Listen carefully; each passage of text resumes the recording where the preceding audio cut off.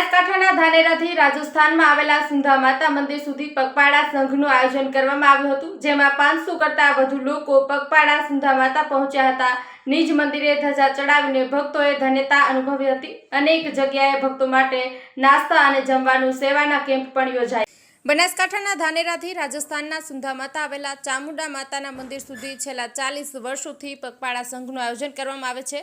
આ વખતે પણ ધાનેરાથી સુંધાજી પગપાળા સંઘનું આયોજન કરવામાં આવ્યું હતું, જેમાં 500 કરતાં વધુ માઈ ભક્તો જોડાયા હતા। પગપાળા ચાલતા માઈ ભક્તો માટે અનેક સેવાભાવી લોકો દ્વારા નાસ્તા અને જમવાના સેવા કેમ્પનું પણ આયોજન કરવામાં આવ્યું હતું। માલવાડાના મહારાણા સર્કલ પાસે ધાનેરાના તુવર પરિવાર દ્વારા છેલ્લા 15 વર્ષથી ખમણ અને ઠંડી છાશના કેમ્પનું આયોજન કરવામાં આવે છે। આ વર્ષે પણ માઈ ભક્તો માટે તુવર પરિવારના યુવાનો દ્વારા ખમણ અને ઠંડી છાશના કેમ્પનું આયોજન કરવામાં આવ્યું હતું। માના રથ સાથે બોલ મારી અંબે જય જય અંબેના નાદ સાથે ગરબે ઘૂમતા ઘૂમતા માઈ ભક્તો 2 દિવસમાં ધાનેરાથી રાજસ્થાનમાં આવેલા સુંધા માતાના નિજ મંદિરે પહોંચ્યા હતા। પૂનમના દિવસે રાજસ્થાનના સુંધાજીમાં આવેલા ચામુંડા માતાના મંદિરે પહોંચ્યા હતા અને જય અંબેના નાદ સાથે નિજ મંદિરે ધજા ચડાવી ધન્યતા અનુભવી હતી।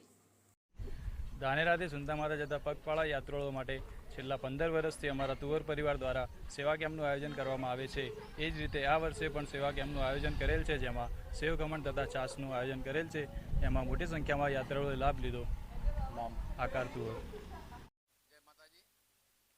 આપણે ધાનેરાથી સંઘ દર સાલ સુંધા માતા જાય છે, એમાં અંદાજિત 400થી ઉપર યાત્રાળુઓ જોડાય છે। જે રીતે અંબાજીમાં સંઘ ભાદરવી પૂનમનો ભેળો ભરાય છે, એ રીતે આપણે સુંધા માતાએ પબ્લિક જાય છે યાત્રાળુઓ, જેમાં 400 ઉપર સંખ્યા હોય છે ને રસ્તાની અંદર વિવિધ સમાજ દ્વારા સેવા કેમ્પ ચાલુ કરવામાં આવે છે। ને આ જે સંઘમાં ને ધાનેરાના મોસ્ટ ઓફ સેવાભાવી સંસ્થાઓવાળા સહાય કરી અને અમને